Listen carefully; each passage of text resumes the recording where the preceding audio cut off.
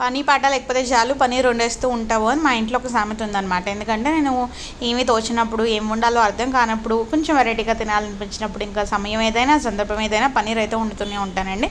సరే మేము అనుకోకుండా బయటికి వెళ్ళాము నిన్న, అనుకోకుండానే వెళ్ళాము. ఎందుకంటే డీమార్ట్కి వెళ్ళి అక్కడ షాపింగ్ కొంచెం లేట్ అయ్యేసరికి ఇంకా సరే లంచ్కి వెళ్ళిపోయాము. అక్కడైతే నేను చక్కగా పన్నీర్ 65 ఆర్డర్ చేశాను. స్పైసీగా భలే వచ్చింది తెలుసా. దాంతో పాటుగా పన్నీర్ కర్రీ కూడా ఆర్డర్ చేసేసి పన్నీర్ టిక్కా మసాలా ఆర్డర్ చేసి దాల్ తడక ఆర్డర్ చేసి చపాతీ కూడా పెట్టేసాను. భలే ఉంది కదా టెంప్టింగ్గా.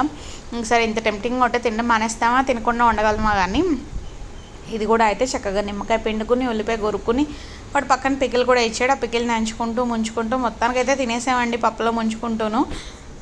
ఎస్, మీ అనుమానం కరెక్ట్. నేను ఫుడ్కి ఎక్కువ ప్రిఫరెన్స్ ఇస్తూ ఉంటాను. అందునే బయటకు వెళ్ళడానికి కూడా ఎక్కువ ప్రిఫరెన్స్ ఇస్తూ ఉంటాను. ఎందుకంటే మేము అవుటింగ్స్ ఎక్కడికో కొంచెం ప్లేసెస్ రిసార్ట్స్కి చాలా తక్కువ వెళ్తూ ఉంటాము. ఇంకా అందుకని ఏంటంటే నాకు అనిపించిన ఒకే ఒక ఫార్మ్ ఆఫ్ ఎంటర్టైన్మెంట్ అయితే బయటకు వెళ్ళి తినడం. వీక్లీ వన్స్ అయితే మినిమం వెళ్తూ ఉంటాము. ఇంకా లాస్ట్లో అయితే ఎప్పుడు తాగింది సోడా తాగాము.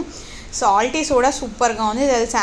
మీకు బయటకు వెళ్ళినప్పుడు మీరు యూజువల్గా ఏ ఫుడ్ ప్రిఫర్ చేస్తూ ఉంటారు, నార్త్ ఇండియనా సౌత్ ఇండియనా? నాకైతే కమెంట్స్లో చెప్పేసేయండి. అన్నట్టు బిల్ ఎంత అయిందో తెలుసుకునే ముందు మాత్రం వీడియోకి ఒక లైక్ చేసేయండి, ఛానల్ సబ్స్క్రైబ్ చేసుకోండి మర్చిపోకుండా. ఇంకా సరే ఒకటే సోడా తెప్పించాము, ఎందుకంటే అదే 50 రూపాయలు ఉంది. 20 రూపాయల బాటిల్ని 50 రూపాయలకి అమ్మేస్తున్నారు, అందులో సగం అని చెప్పి నేను అంతే తెప్పించాను. లైక్